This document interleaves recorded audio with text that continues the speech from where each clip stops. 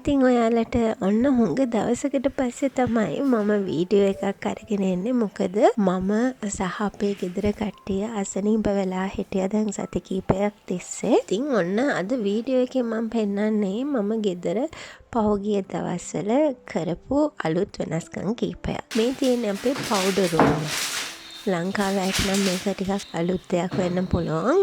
Powder room එක කියලා කියන්නේ ගෙදරට එන අමුත්තන්ට යන්න තියෙන ටොයිලට් එක හෝ නැත්නම් බාත්රූම් එක කියලා කියන්න පුළුවන්. ඒක නිසා මම හිතුවා මේ වගේ පොඩි ස්ටෝරේජ් එකක් අරගෙන ඒකේ අවශ්‍ය කරන දේවල් හැමදේම තියන්න ඕනේ කියලා. මොකද මේක අමුත්තන්ට තියෙන එකක් නේ. එතකොට හදිසියවත් ඒගොල්ලෝ ටොයිලට් එක පාවිච්චි කරද්දි ටොයිලට් පේපර් ඉවර වුණොත් සබන් ඉවර වුණොත් එතකොට එළියට ඇවිල්ලා අපෙන් ආයේ ඉල්ලන්න බැහැනේ. ඒගොල්ලෝ අපහසුතාවයට පත් වෙනවනේ. ඉතින් ඒ නිසා මට ඕන වුණා මේකේ වැඩිපුර එක්ස්ට්‍රා දේවල් ස්ටෝ කරලා තියන්න එන කට්ටියව අපහසුතාවයට පත් නොවෙන්න. ඒ වගේම මේක ටොයිලට් එකක් නිසා පොඩ්ඩක් සුවඳට තියෙන්න ඕනෙනේ. සහ ලස්සනට තියෙන්න ඕනෙනේ. මම එන අයට අත පිහදන්න ටිෂු තමයි තිබ්බේ. මොකද මේකේ වෙනම හෝල් එකක් තියෙනවා. ටිෂුස් එළියට ගන්න පුළුවන් වෙන ලේසියෙන්. ඒකත් ප්‍රයෝජනයට ගන්න හිතුවා. අනිත් එක දැන් මේක විසිටර්ස්ලට තියෙන එකක් නේ. එතකොට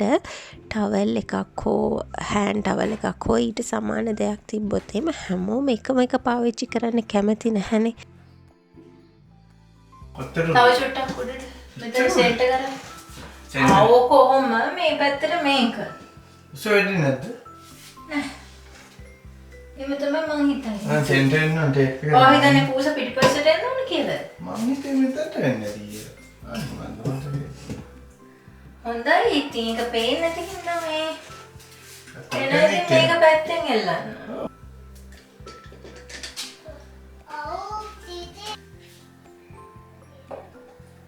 කාලා වගේ මේ අත තියන්නේ.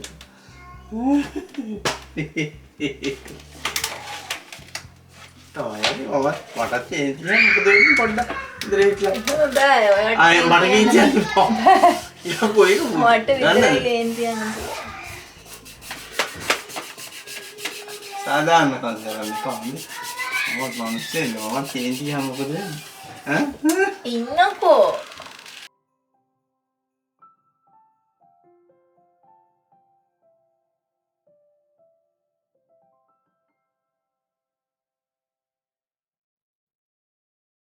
දැන් හදන්න මෙන්න මේ ටික ඕගනයිස් කරගන්න. මෙතන දොරෙන් එහා පැත්තේ ගේ ඇතුලේ බිත්තියට හයි කරපු ෂූ ස්ටෝරේජ් එකක් තියෙනවා. හැබැයි ඒක පොඩි දෙන්නට වෙන් කරලා තියෙනවා. මොකද ඒගොල්ලොන්ට එක එක වෙදර් කන්ඩිෂන්ස් වලට ගැලපෙන සපත්තු සෙරෙප්පු බූට්ස් ගොඩක් තියෙන නිසා මෙතන මේ ගොඩක් තියෙන්නේ මගේ සහ හස්බන්ඩ්ගේවා. ඉතින් ඒ ටික මේ විදියට පිළිවෙලට වෙන වෙනම පෙට්ටි වලට දාලා පින් කරගත්තා. එතකොට පිළිවෙල නිසා මේ ලොන්ඩ්‍රි එක ඇතුලේ මේ වගේ පොඩි ස්පේස් එකක් තියෙනවා. මං හිතුවා ඒ ස්පේස් එකත් යූස් කරන්න ඕනේ කියලා. මොකද පූසට කන්න දෙන්න කෑම එයාගේ බඩු තියන්න තැනක් නැහැ අපිට. ඉතින් මම හිතුවා මෙතන තමයි හොඳම ස්පේස් එක කියලා. එයාගේ ඒවා ටික ස්ටෝර් කරන්න. මොකද එයාට කන්න දෙන්නේ ඒ කිට්ටුවම නිසා. ඊළඟට මට ඕන වුණා ලොන්ඩ්‍රි එක බිත්තිය පාළු නිසා විදියට මොනවා හරි ලස්සනට දෙයක් කරන්න. ඒකට මට මේ විදියට පොඩි රූප දෙකක් හම්බුණා. ඉතින් ඒ දෙකත් ලොන්ඩ්‍රි එක ඇතුලෙන් ගැහුවා. මෙන්න මෙහෙමයි ලොන්ඩ්‍රි එක හදලා ඉවර වුණාට පස්සේ ඒක තිබුණේ.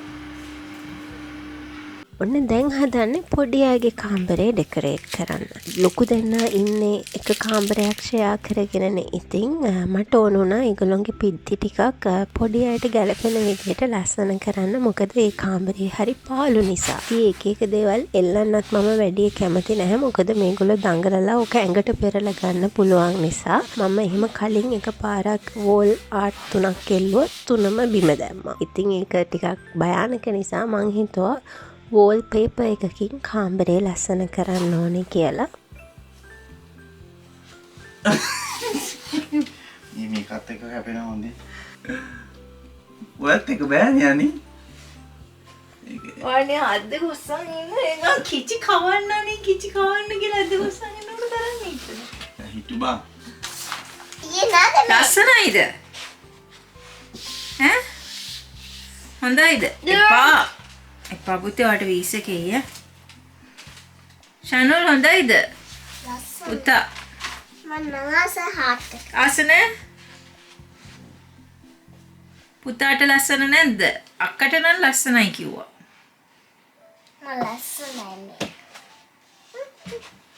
අක්කා නම් දැනගෙන හිටියනේ ඕක ගේනවා කියලා. අක්කා තේරුවේ ඕක. ෆෝන් එකකින් මම පෙන්නුවා. පුතාට ලස්සන නෑ? ලස්සනයි.